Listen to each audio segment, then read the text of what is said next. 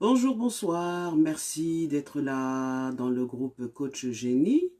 Alors si vous êtes là, c'est parce que peut-être et sûrement vous êtes soit multipotentiel, soit haut potentiel, que vous cherchez, comme on dit, que vous cherchez votre voie parmi beaucoup de choses qui vous passionnent. Vous n'arrivez pas à vous décider, vous avez tendance à procrastiner parce que vous êtes dans le tant que je ne suis pas parfait ou parfaite, je ne ferai rien. Et du coup, vous avez du mal à gagner aisément votre vie. Alors, il ne s'agit pas de gagner seulement sa vie, mais de se bâtir une vie telle qu'on la souhaite. Et c'est pour ça que j'ai lancé depuis quelques jours donc le challenge abondance. Et nous sommes au jour 23. Donc merci à vous d'être là. Hier, nous avons eu le privilège d'écouter le témoignage d'un jeune béninois qui a bâti sa multinationale sur Internet, grâce à Internet. Voilà, Nathanaël Longpamé. Alors, il y a eu quelques soucis techniques, mais ne vous inquiétez pas. Nous allons vous proposer, Nathanaël et moi, une petite formation, un petit séminaire payant, pas trop cher, pour vous qui vous demandez comment débuter un business sur Internet. Voilà. Alors, cette semaine, comme je vous l'ai annoncé, il s'agit de vous présenter des personnages, des personnes qui arrivent, malgré les obstacles, malgré les difficultés, à construire leur vie. Et je vais beaucoup m'axer aujourd'hui sur la question des opportunités. J'aime souvent vous répéter que vous êtes la source, ok? Vous êtes la source. Mais la source est également à l'extérieur. Et bien souvent, on n'arrive pas à saisir les opportunités qui se présentent à nous parce qu'en fait, on a des croyances limitantes et aussi parce que peut-être on n'a pas la fibre entrepreneuriale, mais ça s'apprend en fait. Ça s'apprend. Et aujourd'hui, je vais vous présenter le parcours d'un jeune Togolais qui s'appelle Bema Gado. Bema Gado. Alors, je vous mettrai le lien d'une vidéo, d'une interview qu'il a accordée à BBC Afrique il y a quelque temps. Je vous ferai même écouter un extrait justement de ce qu'il propose en fait. Et ce qu'il propose, c'est assez original. C'est assez original à condition de casser ses croyances concernant beaucoup de choses et notamment concernant les déchets. Les déchets, les ordures ménagères. Vous voyez? Donc, il s'appelle Bema Gado et je vais vous lire en fait quelques morceaux importants de ce qu'il a dit, une interview qu'il a accordée au journal en ligne Togo First, Entreprendre au Togo. Ok? Donc, il s'appelle Bema Gado. Bema Gado. Il a créé une ONG qui s'appelle Green Industry Plast Togo. Et lui, son leitmotiv, c'est d'amener tous les ménages au Togo à recycler leurs déchets pour en faire de l'argent.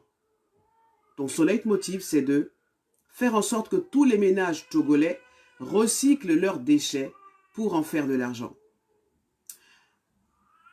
En fait, on peut faire de l'argent avec tout et même avec des choses dont on considère que elles ne sont pas importantes, que c'est à mettre à la poubelle. En fait, vous le savez, rien ne se perd, tout se recycle, tout se transforme. Et il faut avoir justement envie de changer les choses, il faut être assez conscient des enjeux, il faut aussi avoir une bonne confiance en soi pour pouvoir justement transformer la société. Je pense que c'est quelque chose d'important, c'est vraiment un enjeu dans nos pays africains et c'est vraiment important que de jeunes Africains, et notamment ce jeune Togolais, Bema Gado, donc veuille se lancer sur ce terrain. Alors, il est passionné par la protection de l'environnement. Moi, je sais qu'il y a beaucoup de personnes qui me consultent, des présidents d'ONG, d'associations pour l'environnement, qui me demandent souvent, en fait, Eugénie, comment faire pour trouver des financements.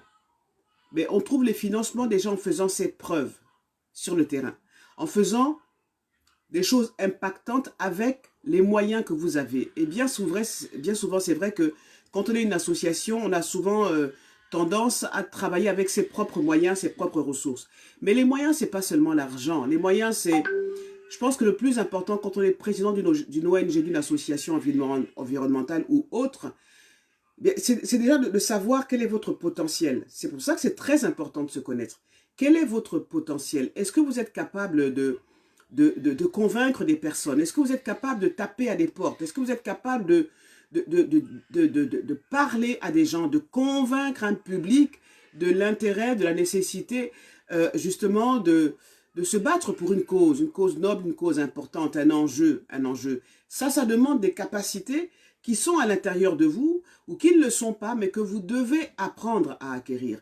Et dans ma formation, dans mon programme Immersion, c'est justement ce que j'enseigne aux personnes que j'accompagne. Donc il y a 4 fondations dans le programme Immersion. Il y a d'abord la première partie qui concerne travailler sur ses blessures, travailler sur le manque de confiance en soi, travailler sur qu'est-ce qui ne va pas, quels sont vos blocages. D'abord ça. Deuxième étape du programme Immersion, c'est quand on a suffisamment laissé la place, suffisamment arraché les mauvaises herbes, donc les blessures, bien, il faut pouvoir apprendre à se découvrir, apprendre à se connaître. Qui je suis, pas en fonction du regard des autres, mais en fonction de qui je suis. Et ça, c'est ce que j'enseigne. Donc déjà, deuxième étape, savoir qui vous êtes. Pour savoir où vous pouvez aller, jusqu'où vous pouvez aller.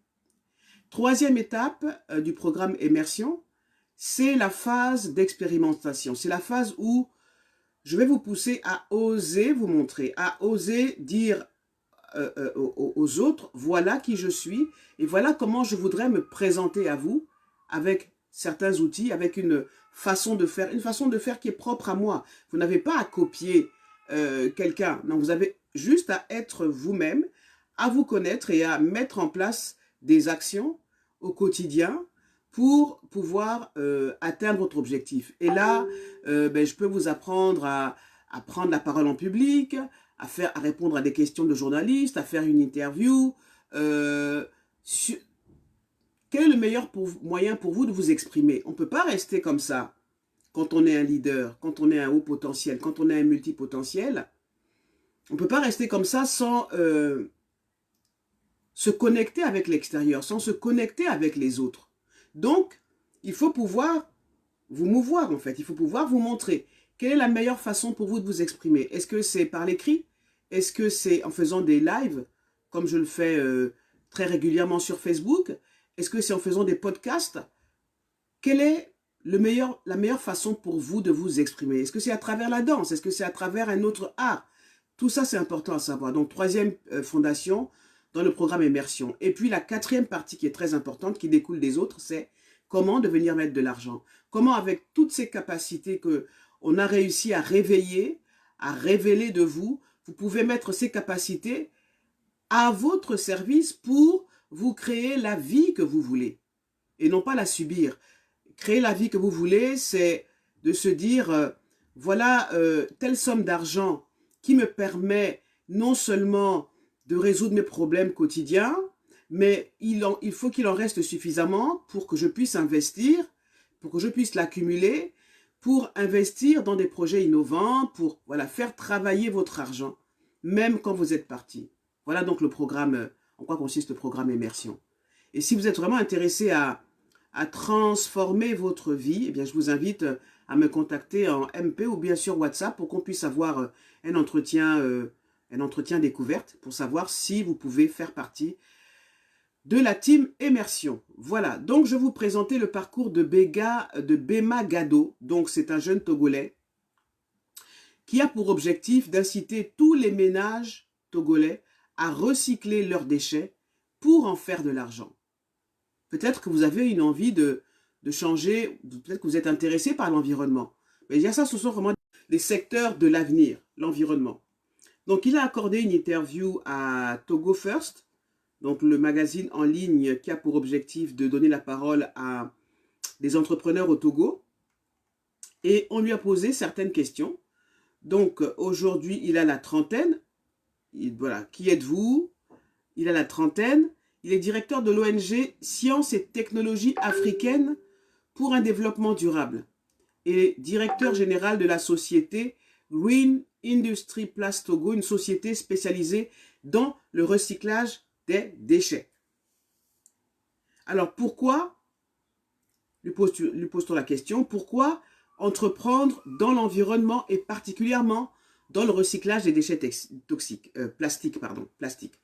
Donc il répond, je suis né dans le Grand Nord du Togo et je n'ai pas bénéficié d'assez de soutien financier pour réaliser mes études. Vous voyez, c'est souvent des personnes qui n'ont pas eu la chance de faire des études, mais qui ne se sont pas découragées en fait. J'ai été accompagné par mes frères pendant mon cursus scolaire et après l'obtention de mon baccalauréat, je suis arrivé à l'université de Lomé où il fallait me défendre pour vivre et financer ma scolarité. Je m'intéressais donc à toute activité pouvant être source de revenus. Donc, très tôt, il faut apprendre à se battre. Très tôt, il faut apprendre à se battre. Depuis tout petit, j'avais à cœur les problèmes environnementaux et plus particulièrement de salubrité. Et c'est vrai que c'est quelque chose qui touche tous les pays africains. Quand vous voyez dans les capitales africaines, vous vous dites, mais est-ce que ces personnes ont conscience, non seulement qu'il y a de la saleté autour d'elles, est-ce qu'elles sont sensibilisées à ça? Et est-ce qu'elles savent qu'elles baignent dans cette crasse qu'elles peuvent transformer en argent? Il faut avoir des yeux d'entrepreneur, il faut avoir besoin de vouloir changer son environnement, il faut avoir besoin d'être utile à sa société pour observer tout ça et de se dire, plutôt que de fermer les yeux et de se dire « Ah, ben l'Afrique c'est comme ça, les Africains sont sales », ben, pouvoir transformer un problème en solution. Et c'est là que justement, Bema Gado intervient. Donc il dit que depuis qu'il est tout petit, il avait à cœur les problèmes environnementaux et plus particulièrement les problèmes de salubrité. J'aimais être propre et vivre dans un endroit qu'il est également. Or, à mon arrivée au campus, je suis sûr que ça vous interpelle, j'entends dire qu'au campus de Libreville, c'est la gadoue, tout est sale, défraîchi, décrépit, tout va à volo, mais je suis sûr que dans plusieurs universités africaines, c'est le cas, c'est la même situation. Donc il dit que quand il arrive au campus, il a remarqué l'état d'insalubrité dans lequel se trouvait cet endroit qu'il devait fréquenter. Donc, j'ai décidé d'y apporter une solution, sans oublier parallèlement de mener une activité qui me permettrait de financer ma scolarité. Donc, il faut vraiment avoir la niaque, le courage, l'amour de soi, le respect de soi et une grande vision de la société. Il faut vraiment avoir le mindset de comment transformer un problème que tout le monde voit et dont tout le monde dit que c'est la faute de l'État, voilà, on publie des posts sur les réseaux sociaux, c'est pas normal, faut que l'État change. Mais quand vous êtes un leader, quand vous êtes un multipotentiel, quand vous êtes un haut potentiel justement, vous avez la capacité déjà de commencer à faire des choses. Et quand vous êtes connecté à qui vous êtes, à cet idéal qui est de transformer l'environnement, de respecter la planète Terre, tout de suite des connexions se font entre vous.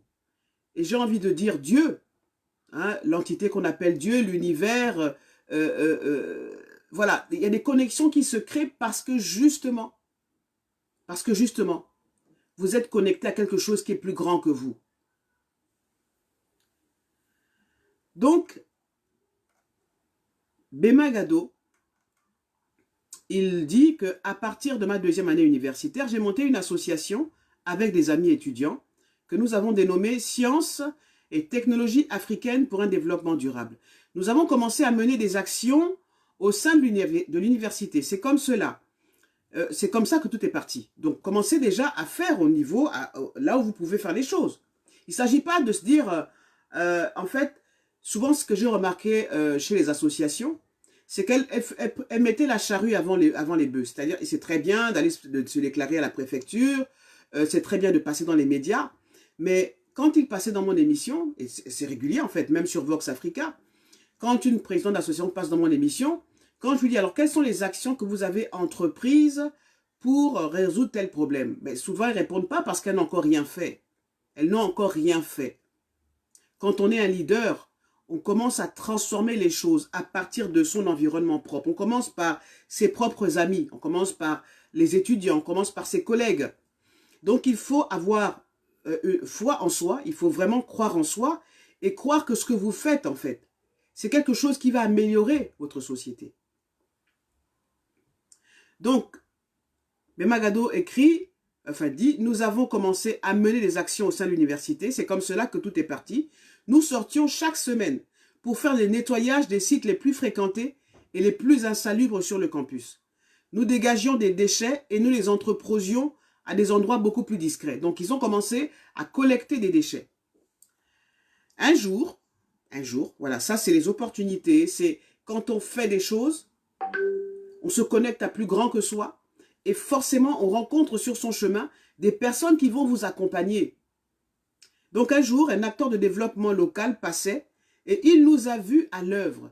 Imaginez que vous êtes dans cette situation, que vous commencez avec vos petits moyens et qu'un ministre du gouvernement voit ce que vous faites, parce que vous, en fait, il va être touché, forcément, il va être impacté, parce qu'il se dira, ah oui, j'ai en face de moi des citoyens, des concitoyens qui sont conscients et qui peuvent m'aider dans mon action.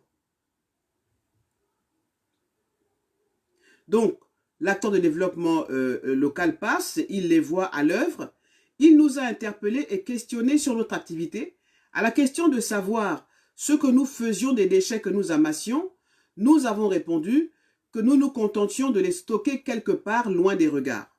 Il nous a dit que nous pouvions en faire un business ou une activité génératrice de revenus. Vous voyez, vous commencez par vous qui êtes la source, une idée, vous vous mettez en action, vous mobilisez les personnes autour de vous et vous rencontrez forcément sur votre chemin une personne qui va vous accompagner dans ce processus. Donc, il poursuit en disant, nous avons donc eu une discussion et il nous a indiqué une structure au Ghana où une industrialisation s'est développée autour du traitement et du recyclage des déchets. Donc, ils ont fait le déplacement et nous avons pu effectivement constater qu'il y avait une possibilité d'entreprendre un business tout en protégeant l'environnement. Donc, à leur retour, ils collectent des déchets plastiques qu'ils sont allés vendre là-bas, au Ghana, et ils sont revenus avec de l'argent. Donc, il y a des personnes qui collectent des bouteilles plastiques, des sacs en plastique, qu'ils vendent. Et grâce aux sommes engrangées, avec la multiplication de nos voyages au Ghana, nous avons loué un siège et nous nous sommes mis à réfléchir sur la manière de pérenniser cette activité de façon à ce qu'elle puisse impacter maintenant la communauté et non plus exclusivement l'université. Voilà. Donc, au fur et à mesure, eh bien, il a été contacté par les autorités du Togo, notamment la ministre du Développement de base, Victorine Toméga Dogbe. Alors ça, c'est une interview qui date de 2018, hein. Donc, il y a sûrement beaucoup de choses qui se sont passées entre-temps. Ensuite, il a eu, son association a bénéficié d'une subvention d'1,5 million francs CFA. Parce qu'ils sont, en fait, ils ont participé à un concours. Montant auquel se sont ajoutés des appuis complémentaires, aussi bien techniques que financiers, de la mairie de Lomé et bien d'autres partenaires. Donc, moi, quand je lis ça, mais ça casse vraiment de l'image d'une Afrique dont les dirigeants ne sont pas ouverts, ne s'intéressent pas aux concitoyens, ne s'intéressent pas aux problèmes de chômage de la jeunesse. Non. Si vous êtes la source et si vous avez conscience que vous êtes la source, eh bien, vous allez forcément impacter les personnes qui vont aller dans la même direction que vous. Vous êtes la source et l'extérieur aussi est la source. Mais encore faut-il être conscient de ça et faire des choses en fait qui parfois vous dépassent. Moi, j'entends souvent des gens dire ben, « je ne sais pas pourquoi je le fais, mais il y a quelque chose qui me dit de le faire. » Mais quand vous entendez ça, c'est que justement vous êtes fait pour faire des choses qui vont impacter les autres.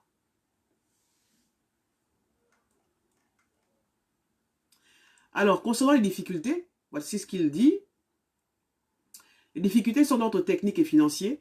Malgré toutes les sommes que j'ai mentionnées plus haut, il reste encore à faire. Ben oui, il reste encore à faire. Il faut consolider ce qui a déjà commencé, renforcer la base existante en ajoutant des infrastructures. Nous avons surtout besoin d'équipements et de machines. Et c'est là que vous êtes dans la diaspora, vous entendez, vous regardez un témoignage comme celui-là et vous vous dites, mais qu'est-ce que je peux faire pour cette ONG?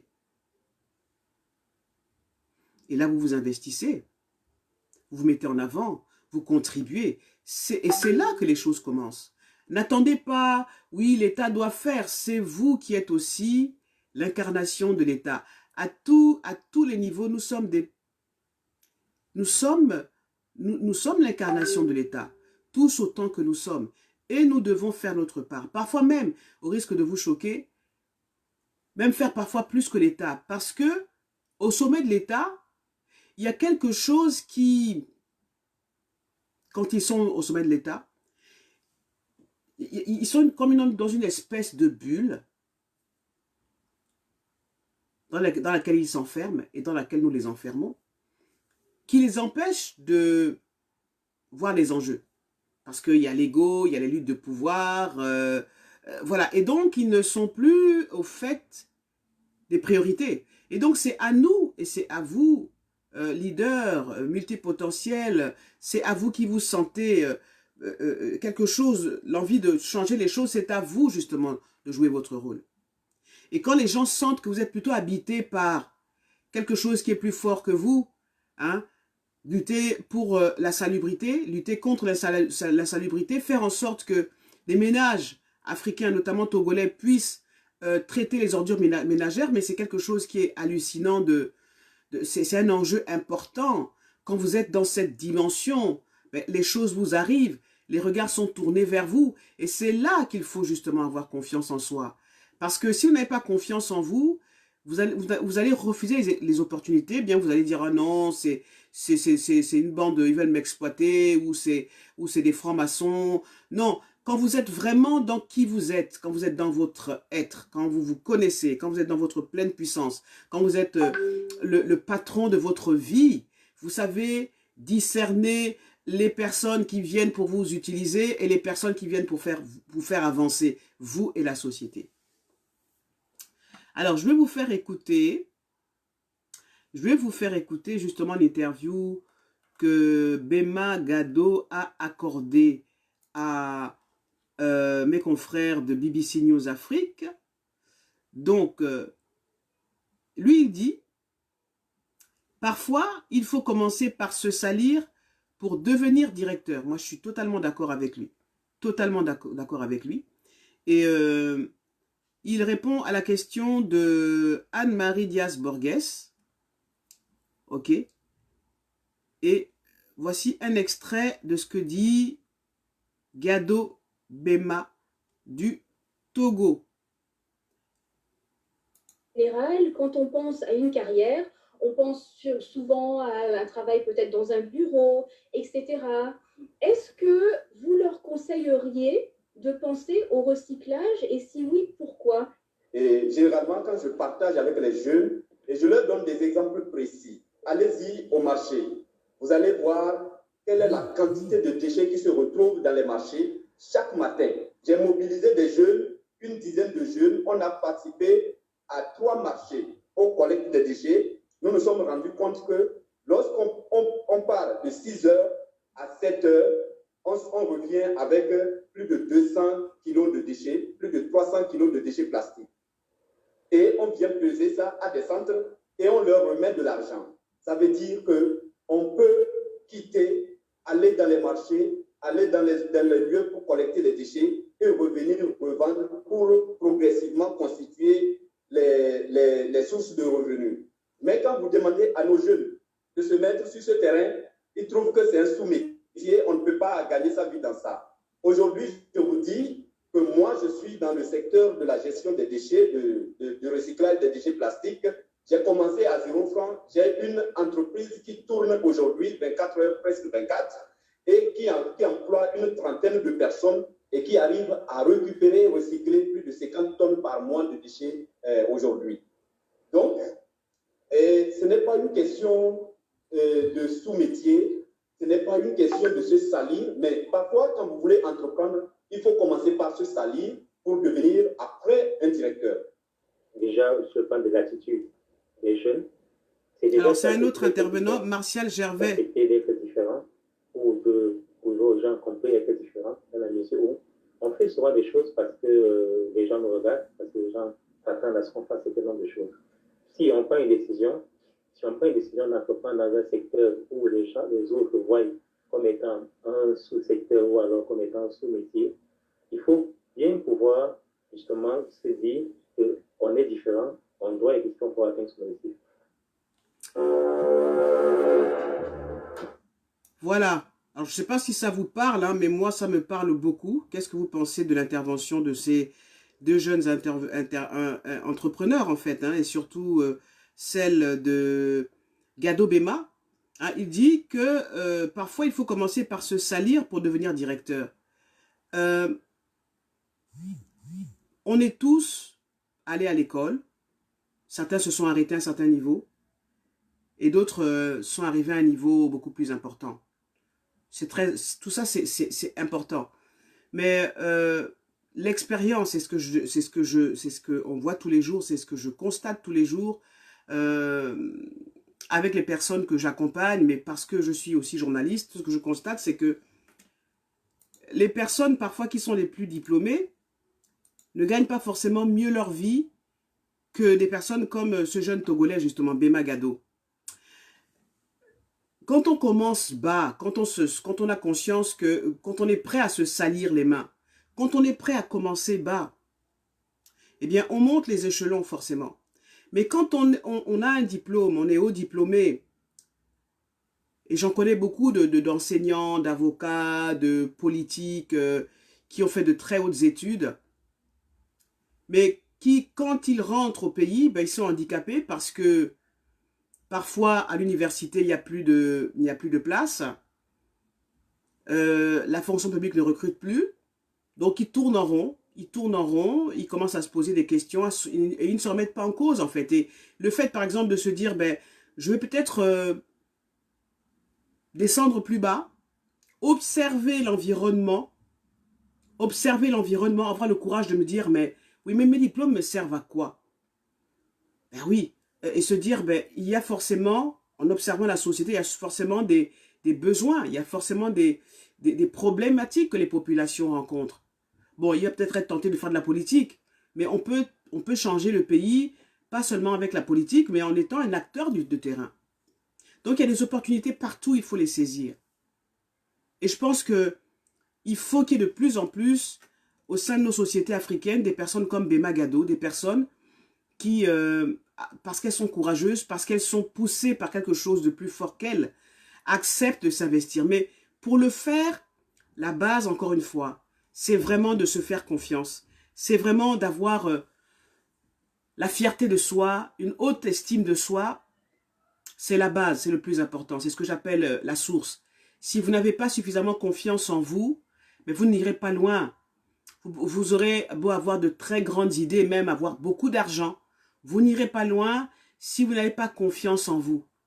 Si vous ne connaissez pas votre potentiel, si vous avez peur des autres, si vous êtes introverti, si vous êtes mal dans votre corps, mal dans vos bottes, si vous vous dites, mais j'arrive pas à prendre la parole en public, ça c'est autant de freins qui peuvent vous empêcher justement d'atteindre l'abondance que vous méritez. Donc merci à Annette de regarder, merci à Amina de regarder. Est-ce que vous avez des questions à vous qui me regardez aujourd'hui? Est-ce que vous avez des questions?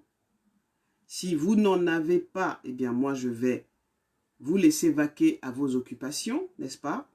En espérant que ce live vous a aidé, vous a permis de voir plus clair en vous et de vous dire que tout est possible. Tout est possible. Tout est possible. Tout est possible. Il suffit juste d'y croire. Il suffit juste de voir, d'ouvrir les yeux. Il suffit juste de commencer et le reste suivra.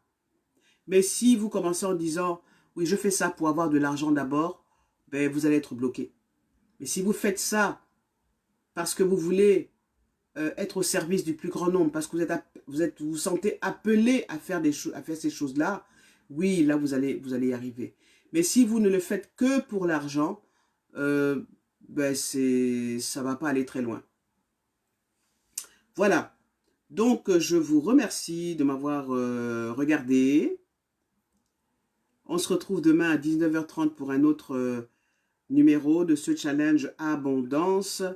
Merci de m'avoir suivi. Si vous avez des questions, n'hésitez pas à me contacter en message privé par WhatsApp. Et si vous voulez intégrer la team Immersion, je vous accueille à bras ouverts. Bonne soirée et à bientôt. À demain.